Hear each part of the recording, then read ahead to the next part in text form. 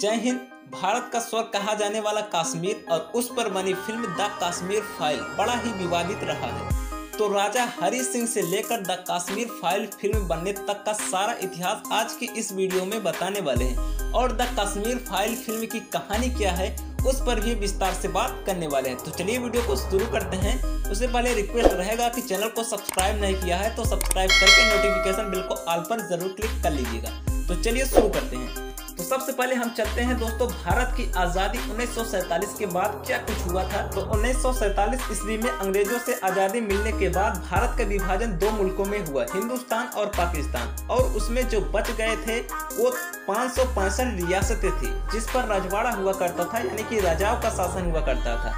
वो लोकतांत्रिक नहीं था, उस पर राजा राज्य करते थे और उनका अलग ही अपना एक राज शासन होता था। तो किंतु सरदार पटेल ने सभी 563 रियासतों को मिला लिया था, किंतु 3 रियासतें हैदराबाद, जूनागढ़ और जम्मू कश्मीर जिसको ये नहीं मिला पाए थे। अब देखिए जम्मू कश्मीर की भौगोलिक स्थिति कुछ ऐसी थी कि वो ना तो पाकिस्तान में जा सकता था और ना ही हिंदुस्तान में, किंतु वहाँ के राजा जो हरि सिंह थे वो हिंदू थे और वे भारत में विलय करना चाहते थे कश्मीर का। किंतु जिन्ना साहब ये कहते थे कि राजा हरि सिंह कश्मीर के लोगों को मर्जी के बिना भारत में विलय चाहते हैं, तो वहां पर विवाद बना रहा। तब राजा हरि सिंह ने कश्मीर को स्वतंत्र रखने का निर्णय लिया। उन्होंने कहा कि हम ना तो पाकिस्तान में विलय होंगे और ना ही हिंदुस्तान। उन्होंने कश्मीर को एक अपना अलग झंडा दिया और कश्मीर को स्वतंत्र रखा। अब होता क्या है कि पाकिस्तान जो है वो कश्मीर में घुसपैठ करना शुरू कर देता है, यानी कि अक्टूबर 1947 ईस्वी में पाकिस्तान ने एक मुस्लिम संगठन जिसका नाम था मुस्लिम कालीबाई संगठन को श्रीनगर में भेज दिया। मुस्लिम कालीबाई के लोग श्रीनगर पर तेजी से कब्जा करते जा रहे थे। ये राजा हरि सिंह ने भारत से कहा कि अगर वो कालीबाई के लोग से श्रीनगर को बचा लेते हैं तो वो बिना किसी समझौते के, बिना किसी शर्त के भारत के विलय पत्र पर साइन कर देंगे और कश्मीर को भारत में विलय कर देंगे। तो भारत के पंडित जवाहरलाल नेहरू तत्कालीन प्रधानमंत्री थे, उन्होंने सैन्य शक्ति भेजकर वहां पे जो घुसपैठी थे यानी कि मुस्लिम कालीबाई संगठन को श्रीनगर से दूर हटा दिया और कश्मीर को कालीबाई के लोगों से मुक्त किया। फिर उसके बाद शर्तानुसार राजा हरि सिंह ने कश्मीर को भारत में विलय कर दिया और विलय पत्र पर साइन कर दिया। इस तरीके से जम्मू कश्मीर भारत का एक अभिन्न अंग बन गया, यानी कि भारत का हो गया। जिस समय ये घुसपैठी कालीबाई के लोग श्रीनगर पर हमला कर रहे थे उसी समय पश्चिमी इलाकों में बारामूला क्षेत्रों के लोग पाकिस्तान की सहायता से अपनी एक सरकार बना लिए। यहाँ पर देखिए जो पश्चिमी इलाका था जम्मू कश्मीर का, जो एक अखंड कश्मीर हुआ करता था, वहाँ के लोग जब श्रीनगर में कालीबाई के लोग दंगा कर रहे थे तो पाकिस्तान ने यहाँ पर अपने कुछ संगठन भेजकर यहाँ के लोगों को बहकाकर एक उनकी नई सरकार बना दी और कहा कि ये कश्मीर आज़ाद है और उसका नाम दिया आज़ाद कश्मीर। तो इस तरीके से आज़ाद कश्मीर एक अलग अंग हो गया, जिसमें एक और इलाका था गिलगित बल्तिस्तान। तो देखिए आज़ाद कश्मीर और गिलगित बल्तिस्तान क्षेत्रों में पूरी तरीके से पाकिस्तान का कब्जा हो गया, क्योंकि उन्होंने ये कहा कि यहाँ पर लोग स्वतंत्र रहेंगे, किंतु वहाँ की जो आर्थिक व्यवस्था होती थी वो सब पाकिस्तान ही चलाता था। पाकिस्तान के इशारे पर ही वो काम करते हैं। अब देखिए यहाँ पर जो अखंड कश्मीर था वो 2 भागों में बट गया, जम्मू कश्मीर और आज़ाद कश्मीर और गिलगित बल्तिस्तान। देखिए ये दोनों हिस्से पाकिस्तान के हो गए और जम्मू कश्मीर और लद्दाख ये तीनों हिस्से भारत के अंडर में हो गए। तो पाकिस्तान उसको नियंत्रण करने लगा और भारत इन तीनों इलाकों को नियंत्रण करने लगा। अब देखिए लद्दाख और जम्मू के लोग भारत में विलय होकर संतुष्ट थे, किंतु कश्मीर में बहुसंख्यक मुस्लिम होने के कारण वहां के लोग यहां से संतुष्ट नहीं थे। ऐसा क्यों? क्योंकि पाकिस्तान के लोग कश्मीर के लोगों को बहका रहे थे, सो इसलिए वहां पर दंगे कराने शुरू कर दिए। कश्मीर में पाकिस्तान आज़ाद कश्मीर और गिलगित बल्तिस्तान पर पहले से ही कब्जा कर चुका था। अब देखिए एक और भाग बच जाता है अक्साई चीन। देखिए 1962 ईस्वी में भारत चीन के युद्ध के बीच चीन ने अक्साई चीन पर कब्जा कर लिया था। अक्साई चीन भारत के हाथ से निकल गया, तो अब भारत के पास केवल जम्मू कश्मीर और लद्दाख ये तीनों क्षेत्र ही बचे। तो भारत का नियंत्रण इन तीनों क्षेत्रों पर चल रहा था और पाकिस्तान का नियंत्रण आज़ाद कश्मीर, गिलगित बल्तिस्तान और चीन का नियंत्रण अक्साई चीन पर चल रहा था। फिर 1962 ईस्वी के बाद सब कुछ सही चल रहा था और ये तीनों देश अपना अपना नियंत्रण अलग अलग क्षेत्रों में बनाए हुए थे। तो अब देखिए दोस्तों, अब हम आपको ले चलते हैं 1986 ईस्वी की तरफ। अब जहाँ से इस फिल्म की कहानी की शुरुआत होती है और अधिकतर आतंकी हमले शुरू होते हैं। तो किस तरीके से यहाँ पर आतंकवादियों का जमावड़ा होता है वो हम आपको बताने का प्रयास करते हैं। तो चलिए अब मैं आप लोगों को 1990 की तरफ 19 जनवरी 1990 की तरफ धीरे धीरे लेकर चलता हूँ, जिससे आप लोगों की सारी बातें समझ में आए। अब देखिए 1986 ईस्वी में फारूक अब्दुल्ला जम्मू कश्मीर के मुख्यमंत्री थे और इनके साले जो थे गुलाम मोहम्मद शाह इनके रिश्तेदार थे, अर्थात गुलाम मोहम्मद शाह के बहनोई फारूक अब्दुल्ला थे जो मुख्यमंत्री थे। अब फारूक अब्दुल्ला से गुलाम मोहम्मद शाह ने सत्ता छीनकर 1986 ईस्वी में कुछ दिनों के लिए कश्मीर के मुख्यमंत्री बन गए। कुछ दिनों के लिए कश्मीर का शासन उनके हाथ में आ गया।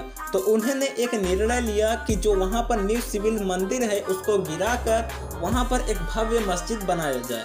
अब इस पर बवाल हो गया, बहुत सारे हिंदू मुस्लिमों ने इसका विरोध किया, किंतु जब मुस्लिमों ने भी इसका विरोध करना चालू किया तो वहाँ के जो कट्टरपंथी मुस्लिम थे, जो धर्मवादी विचार के थे, उन्होंने कहा कि इस्लाम खतरे में है और विद्रोह करना शुरू कर दिया।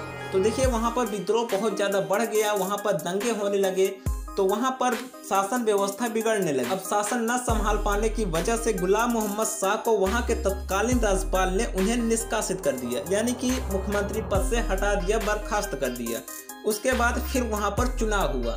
जब चुनाव हुआ, असेंबली का चुनाव हुआ, गुलाम मोहम्मद शाह और जो कट्टरपंथी लोग थे वो हार गए। वहाँ पर फिर शासन व्यवस्था सामान्य हो गई। फिर उसके बाद 1988 ईस्वी में जो कट्टरपंथी लोग थे उन्होंने जम्मू कश्मीर लिबरेशन फ्रंट की स्थापना की, यानी कि जो इस्लाम के लोग थे, जो कट्टरपंथी लोग थे, जो विद्रोही लोग थे, धर्म विरोधी लोग थे, उन्होंने 1988 ईस्वी में जम्मू कश्मीर लिबरेशन फ्रंट की स्थापना की। हालांकि इसका स्थापना पहले हो चुका था, लेकिन जम्मू कश्मीर यानी कि कश्मीर में इसकी एक मुख्यालय स्थापित किया गया। उन्होंने कहा कि जम्मू कश्मीर लिबरेशन फ्रंट यानी कि JKLF एक अलगाववादी संगठन है जो कि भारत के सरकार के खिलाफ अलगाव चाहती है, यानी कि आज़ादी चाहती है।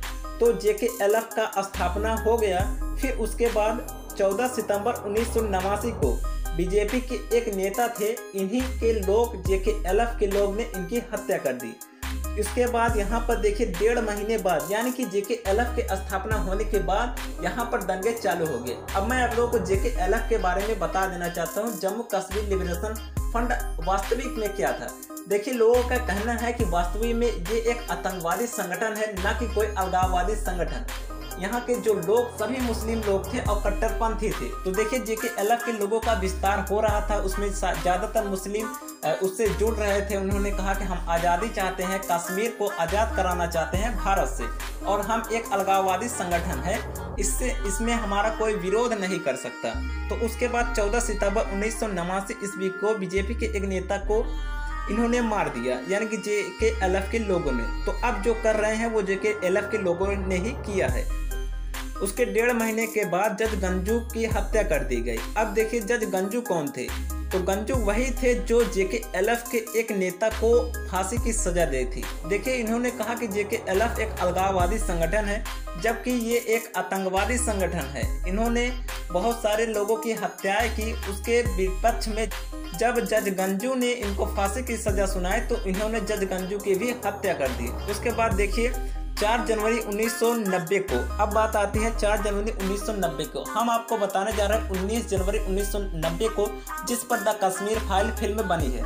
तो 4 जनवरी 1990 को क्या हुआ कि हिजबुल मुजाहिदीन ने एक अखबार में यह खबर छपवाई, जिसका अखबार का नाम यहाँ पर अलसफा था।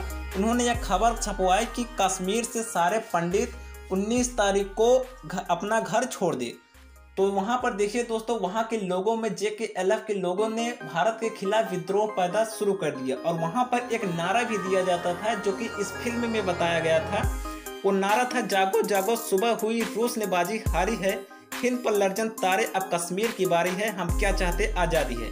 देखिए इसका मतलब यह हुआ कि रूस ने बाजी हारी है तो हिंदुस्तान क्या है। अब देखिए रूस ने बाजी कहाँ हारी थी। तो 80 के दशक में रूस ने अफगानिस्तान पर कुछ अपना प्रभाव जमाने की कोशिश किया था, किंतु वहाँ के जो कट्टरपंथी लोग थे, जो आपराधिक किस्म के लोग थे, वो अमेरिका के बहकावे में आकर वहाँ पर एक संगठन तैयार कर लिए थे। उन संगठन के लोगों ने रूस को वहाँ पर कब्जा नहीं करने दिया, यानी कि रूस को हार माननी पड़ी थी। तो वही फार्मूला ये अपनाना चाहते थे कि जब रूस ने बाजी हारी है तो हिंदुस्तान को भी कश्मीर को अलग करना पड़ेगा।